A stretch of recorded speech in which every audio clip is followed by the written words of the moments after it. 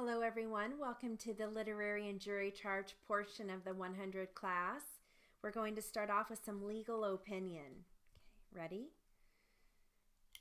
At the time of this decision, there was a statute which provided that no appeal shall be obtained from the decree, but the same shall be final and conclusive. This statutory provision was said by the court to be nothing more than a recognition of the principle of public policy just previously mentioned. That provision of the statutes no longer remains a part of the statutory law of the state, but since its elimination, the Supreme Court, in the case of Mulligan versus Mulligan, has affirmed the doctrines announced in the case of Parrish versus Parrish, the Supreme Court reversing the decision of the Circuit Court of the 3rd District found in CCNS 585. It is clear that the Supreme Court has steadily adhered to the general principle announced in Parrish versus Parrish. An examination of the record in the case at bar discloses facts which present an entirely different problem for solution. In the Parrish case, the action was directed to the annulling of a decree that had theretofore been granted divorcing the parties to the action. In the case at bar, the evidence shows that by the action of the Common Pleas Court of Montgomery County, Pennsylvania, a court of general jurisdiction which had jurisdiction of the subject matter and of the parties, a decree had been rendered in favor of the plaintiff in that case and against the defendant. The defendant in that case, plaintiff, in our common pleas, had filed an answer in which she denied the charges of adultery made against her by the complainant in that action. The exemplified record of the proceedings in the Pennsylvania case shows that upon the evidence adduced at the trial, the court found her guilty as charged and accordingly granted a divorce to the husband. The effect of this decree was to fix positively the legal status of the parties so far as their matrimonial relations are concerned. This status having been fixed by a severing of the matrimonial relation, public policy forbids any court to interfere with the status thus fixed. Okay. I have a narrative answer. I'm going to read it once at 80 and then again at 100. Okay, here we go. Ready? I am basing most of my arson report on the remaining material. The roof was completely burned in this area. The rafters of the ceiling remained, and I used the burn patterns in finding the point of origin. The heaviest burn patterns will be close to the area where the fire started. Then the burn pattern will diminish as it goes out from there. By the time I got there, the ceiling had a hole cut in it where the fire department had gone in and removed part of the roof. Okay, now I'm going to read that same narrative answer, but at 100. Here we go. I am basing most of my arson report on the remaining material. The roof was completely burned in this area. The rafters of the ceiling remained, and I used the burn patterns in finding the point of origin. The heaviest burn patterns will be close to the area where the fire started. Then the burn pattern will diminish as it goes out from there.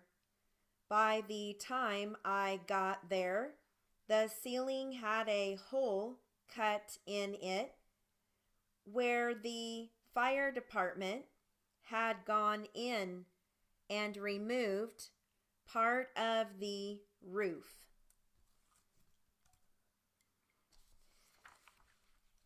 Okay, I have an article here called Loving Memory.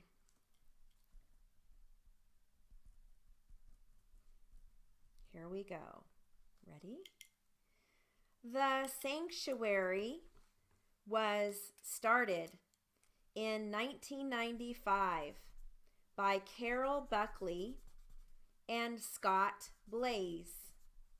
The two former elephant trainers had seen enough abuse and neglect at circuses and zoos to inspire them to create a haven where elephants could live out their lives. The sanctuary would offer what Buckley considers the three staples for a happy elephant: freedom from dominance, room to roam, and lots of other elephants. At the 2,700-acre preserve, the 19 African and Asian elephants in residence are allowed to exist as they would in the wild. Elephants in zoos and circuses are typically moved with a tool called an ankus, a nasty-looking wooden shaft with a metal hook protruding from the top. It's banned at the sanctuary. Instead, we created a system where dominance does not exist at all, says Buckley. We give them the option to say no. Buckley confirms, just as we've read in National Geographic and seen on the Discovery Channel, elephants show great compassion toward one another. because the elephants she works with have suffered neglect and abuse. Buckley sees this empathy demonstrated in some unforgettable scenes, including this remarkable story. A circus refugee, Jenny had often been tied up for 23 hours a day, or crammed into small train cars, traveling from one city to the next. After suffering a crippling leg injury, she was dumped at a dog and cat shelter, which was ill-equipped to care for an elephant, let alone an ailing one. An animal rights activist contacted Buckley, who brought Jenny to their sanctuary in Hohenwald, Tennessee. Freedom's a wonderful thing, and Jenny was eager to experience it.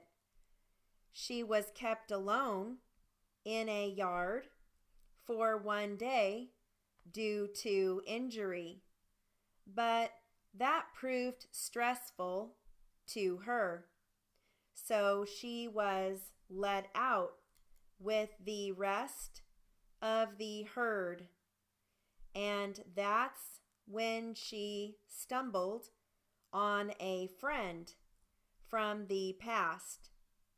Jenny was still a calf when she and Shirley first met years before, toiling together at a circus. Although they'd spent only a few weeks with each other, Shirley assumed the role of surrogate mother to Jenny before they were separated. But that was 23 years earlier. Would they remember?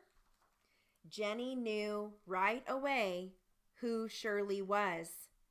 Soon, Hohenwald was rocking as the two greeted each other with trumpeting and celebratory bumping. Shirley and Jenny instantly fell into their old routine, wandering the sanctuary side by side. Very cute. All right, so we've got some opening statements here. Here we go. Ready? You are going to hear that the crime lab came to process this scene, that arson investigators came to process the scene.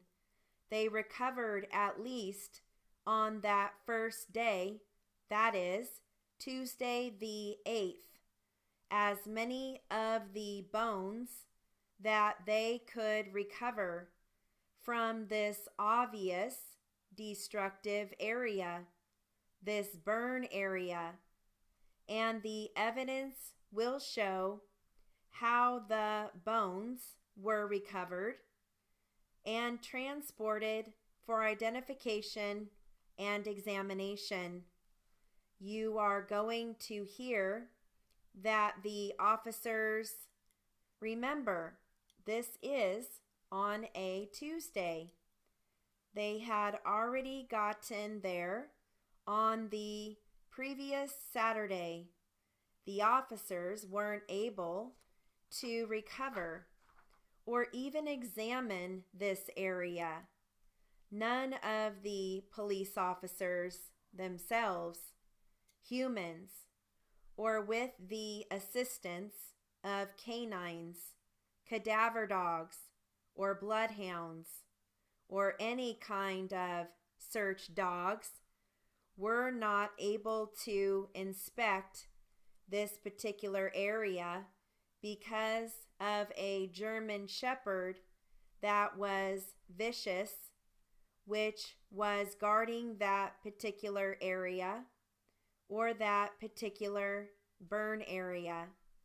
This is a photo that just assists you and explains why it took until Tuesday to find these human remains in that area.